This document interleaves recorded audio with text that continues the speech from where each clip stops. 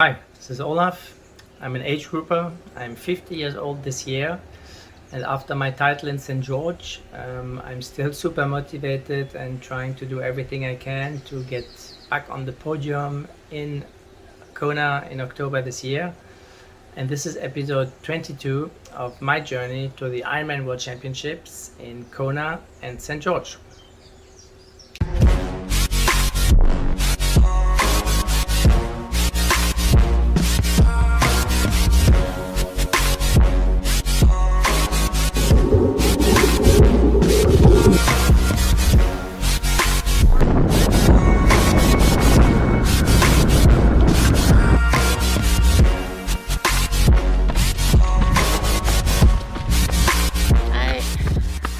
All right, quick update. We are now 18 weeks away from Kona, so it's slowly but surely getting closer, but it's still a long way away. So I'm in my first training block after St. George. The focus at the moment is really sort of pretty high intensity workouts, so relatively short, and otherwise rather easy stuff.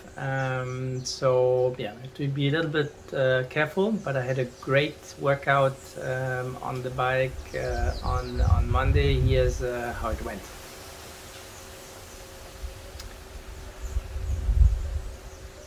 And then I have to be a little bit careful not to push too much. As I mentioned, had a 4-hour bike on Sunday on the trainer where I went pretty close to a threshold. I did it at 235 watts, so that's getting sort of closer to what I do in an Ironman race, or in terms of watts it might be even higher, but in terms of how it felt in a controlled environment on the trainer with aircon, etc., and no hails obviously. It was sort of below. I had a good heart rate, but you have to be careful to stick the easy stuff, keeping it easy, having a relatively good swim session, so feeling pretty good there, but that's sort of what I try to do is either, especially when I have several workouts, I put the swim sometimes at the end of the day, because it's definitely good recovery on the legs. So overall it's going well. As I mentioned, I'm in the first block. The idea is not to get tired. So last week was a bit much, maybe, with I did an FTP test. I had a small sprint race with the guys here, and then on Sunday, the 4 hours, I went up 235 watts for 4 hours. So felt a little bit tired at the beginning of the week. The idea is not really to get tired at the moment. So I went, just being careful for the rest of the week to stick to the plan and not do too much. But otherwise, everything is green. I had a little bit of a pain in the back, sort of like I don't know if it's tendon or but something felt like I had a point in the back, but that's just the last sort of 2 days. A little bit of massage, a little bit of on the roller, and a little bit of sort of anti-inflammatory did the trick. I had one swim session where it was a bit painful, but that seems fine. The legs are good, so no pain in terms of tendons. Obviously, but after the 1 hour 20 run, which was very very hilly, some really steep stuff up and down, which always is never so good for the Achilles tendons, but I could just feel a little bit, but that seems to be gone, so all good. So I haven't been outside on the bike at the moment. I'm just happy to do everything on the trainer. As I mentioned, it's getting hotter, more humid outside, and just quite happy to just grind inside for the moment. So I haven't fallen off the bike. That's really good. And as I mentioned before, I have to focus on doing the easy stuff easy in order to build up, and we are now sort of going back to 24 hours this week, so it's important to do the easy stuff easy and recover well. With the nutrition, I'm yeah, still not eating so well, and maybe eating a bit too much. But yeah, I feel, that it's here, etc. There's a little bit of extra kilos, which is always a little bit difficult to get rid of. But I just have to stop, in the afternoon. I mean, I like to get all my training done sort of by the middle of the afternoon. I don't do too much in the evening. Because I just like to wind down, but then I end up just eating non-stop, and so I have to be a little bit more disciplined there. Obviously, it's still a long way to go, so there's no need to be worried about that at the moment. It's more about building the strength, getting the training in. But nevertheless, at some point when training gets really hard, it's even more important to eat, and to some extent difficult to lose weight, so I have to just be a little bit more conscious about it. I didn't buy Nutella last time I went to the supermarket, because if it's not there, you cannot I can't eat it, so that's also something I'm trying to be a little bit more mindful of. But yeah, as I mentioned, everything is green, and so keeping the preparation going, and things are going well.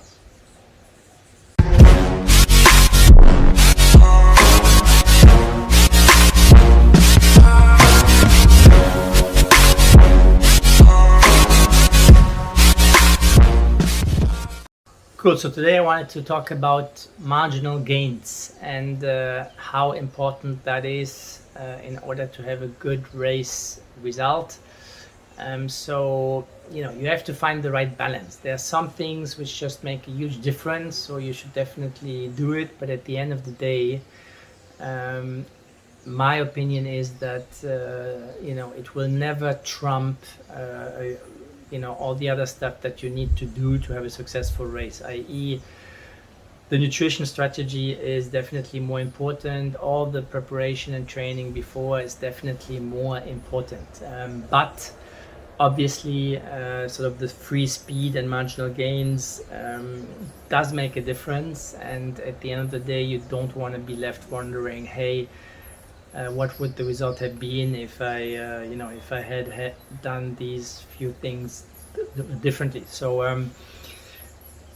I want to share a little bit more in detail what I mean by that. And so the first things, so obviously the most important thing is obviously on the bike, but the marginal gains, they've definitely improved and changed quite a bit in the swim and the run as well. So I've made some tests. So first of all, to talk about the swim, I've made some tests, and I've seen that, for example, the swim skin, which now we're talking about Kona, so there's no wetsuit. Obviously wetsuit makes a huge difference as well, but in terms of swim skins, the tests that I've made trying on different of my swim skins that I had was definitely that the one with the sleeves was almost as fast as a full swim suit.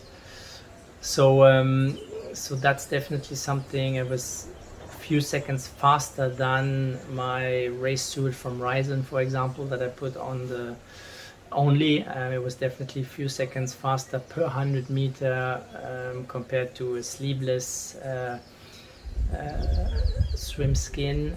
Maybe that's also due to the hairs that I have on my arms. But so first of all, on the swim, definitely have some good material. If you use a swim skin, I would say definitely use one with the arms. On the run, no surprise, the carbon shoes have made a huge difference. I still believe it might be around 5 to 10 minutes faster.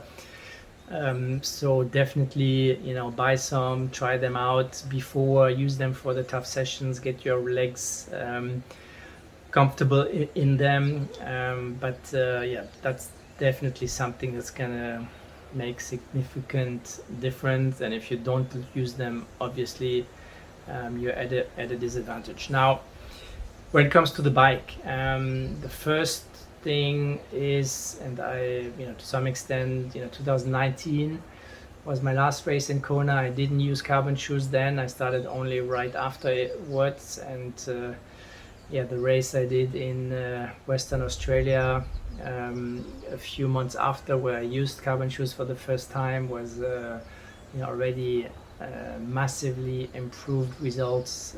So I think that was partly due to the carbon shoes. Now the second thing is the bike. So I've started to use it's now the old Canyon Speedmax.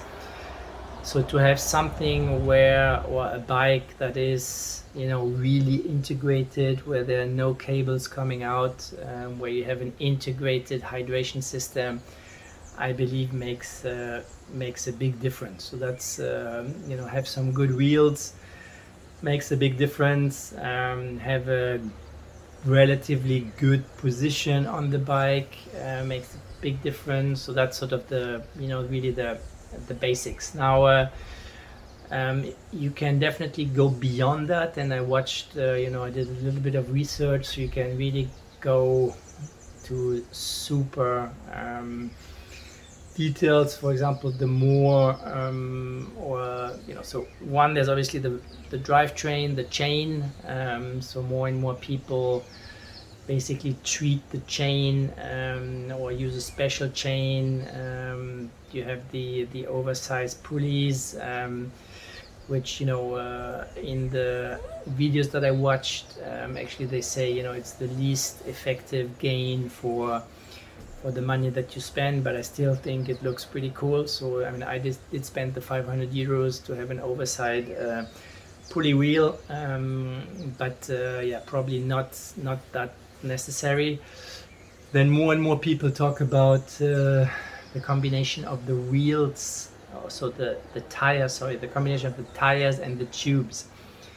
So you can definitely have tires which are quite a bit faster than other tires. You can even have sort of latex tubes which are faster even than regular tubes. They're also lighter, and the problem is that the faster you go, the more risk you have of getting a flat.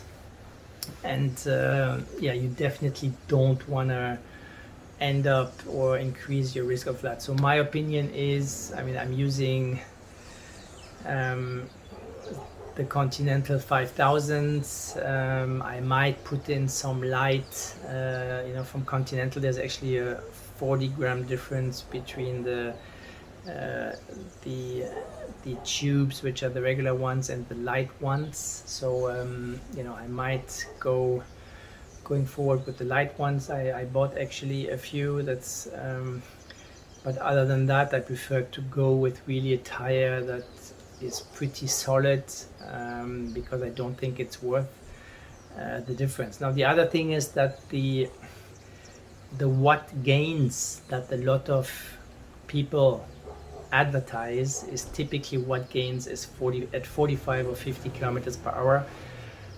And to be frank, over an entire race, people like us, or like me for sure, I'm not going at even 40 kilometers an hour, right? At the end of the race, the average is going to be, if I'm lucky on a tough course, 36 or 35. Some of you might be even less than that. So the watt gains for some of these marginal gains is actually even much smaller. So it's important to find the right balance.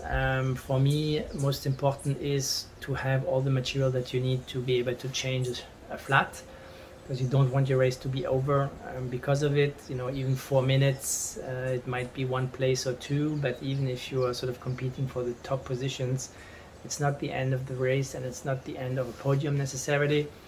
And for me, I prefer to use a bit slower material, or marginally slower material, but to have, at least in terms of the tires, something that is resistant and not bound or easily where you get in flat easily. Now the chain, I agree that it's probably worth spending a little bit of time on putting either, I've never experienced with sort of hot melts, but apparently it does make a big difference. I'm already made the change in the last few months, etc., that I really clean my bike almost after every ride outside, and I already see that makes quite a huge difference. Yeah, when I'm back in Europe, I'm gonna buy some high grade chain treatments, and they're gonna experience with that a little bit. So the chain definitely have that in top shape. I think does make a difference.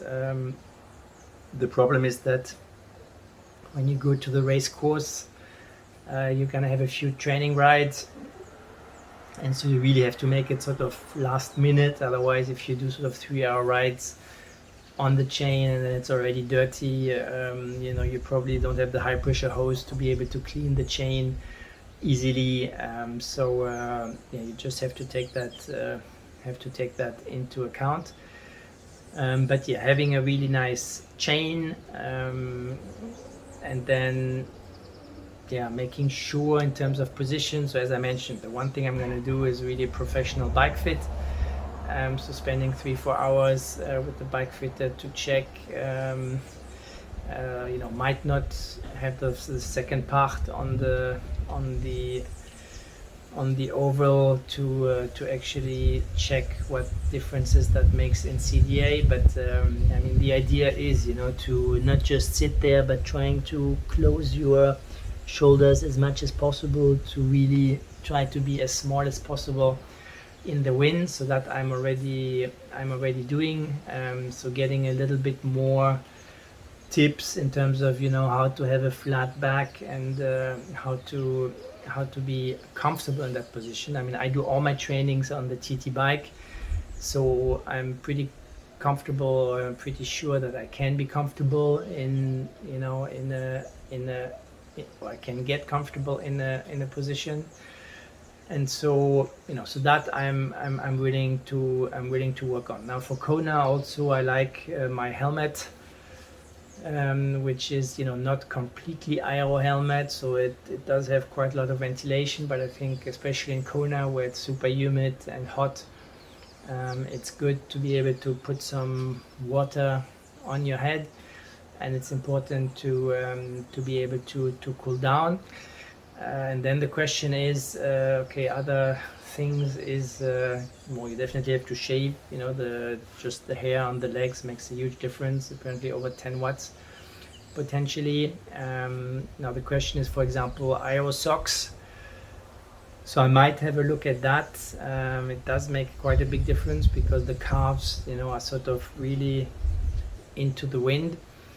But St.George would have been a better place to do it, because there was full wetsuit, and so you can definitely wear them under the wetsuit. In Kona you're not allowed to wear anything on your calves, so if you want to wear calf guards or aero socks, then you have to put them on in transition, which then you lose some time in transition in order to put those on, which is not ideal,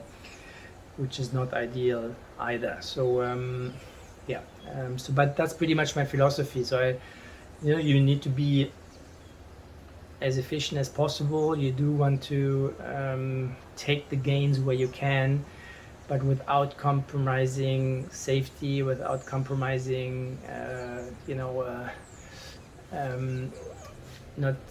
but durability in terms of not getting a flat. The one thing I focus on really is the transition. When I see sometimes the time people waste and lose in transition, you can forget all of these marginal gains. Me, just by being as fast as I can in transition, sometimes I gain 1 or 2 minutes on somebody. And I remember there were 70.3 races where I actually won just because of the time in the 2 transitions compared to the guy that was right behind me. So focus on the transition for sure. Make sure that that's as fast as you can possibly be, as efficient as you possibly be. I have sort of a Ziploc bag on the run, for example, where I put all my stuff inside. So I just have to put on socks if I didn't have socks on the bike. So I put on the socks, I put on the shoes, and I just grab the bike and I'm off, and then I take out of the bike while I'm running the glasses, the visor, the race number which I just put on, and if I have the gels that I put in the back, so I can all do that while I'm running. I don't have to do that while standing, and not moving. So those things are, I think, as important as some of those marginal gains you can buy. Again, for me on the bike, the position is something I need to focus on, because naturally I'm much more comfortable putting power on the pedals on the climbs, and even by holding back a lot, I'm just passing everybody on the climbs. And on the downhills or flats, I have more trouble, one, keeping the power up, and two, also I see others sort of pulling away from me. And in St. George on the second downhill, I lost a minute compared to a guy which was in front of me, which I actually saw. There were two guys, so I don't know, maybe they were also helping each other a little bit with the draft. But yeah, that's another thing, the drafting. So even if you are sort of at legal distance or almost legal distance, that makes obviously a huge difference. So if you are smart in terms of trying to stick to legal distance and just putting your head down when there is sort of a group of several riders riding past, or that probably makes also a huge difference. So Kona, there's been in the past some issues with that, where people were not riding at the right distance, and so to some extent, you also have to make the decision. Okay, I want to be at a fair distance, and I typically shout at people when they're blatantly drafting, and at least putting them on the spot, because I think that's that's really unacceptable. But going with people for as long as you can without going totally outside of your comfort or outside of where your heart rate and your power zones, that will also make a quite big difference. As I mentioned, it was over a minute in St. George on the downhill that I lost, because I wasn't able to catch the two guys which I saw in front, and then they were off together sort of on the downhill. And when I saw the difference after the race, that's sort of what I lost on that part. So again, I have to focus to keep my shoulders together when I'm in the air position, to keep the back as flat as I can, to keep the power up also a little bit at least on the downhill, because if you just on the downhills go a few kilometers per hour faster and not just use it to spin completely and relax, that will also make a difference at the end. So happy and excited to see what the fitting is going to be in a month's time. I'll obviously let you know, but those are my thoughts around the marginal gains. Don't overdo it. Make sure you're comfortable. You obviously want to have a few sort of free speed options that you are applying. You want to be as smart as you possibly can, but at the end of the day, the nutrition plan and the training before is going to be much more important, so don't get totally crazy, especially at the speed that we are going at.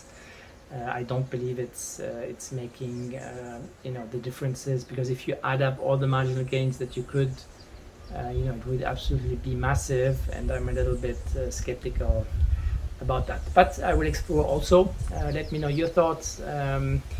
I will, the one thing again besides the fitting, as I mentioned, is the calf guards, which I'm going to definitely look at and maybe try on, or if I can find some in time in Frankfurt. Wishing you all the best in your preparation, and let me know your thoughts. Thanks.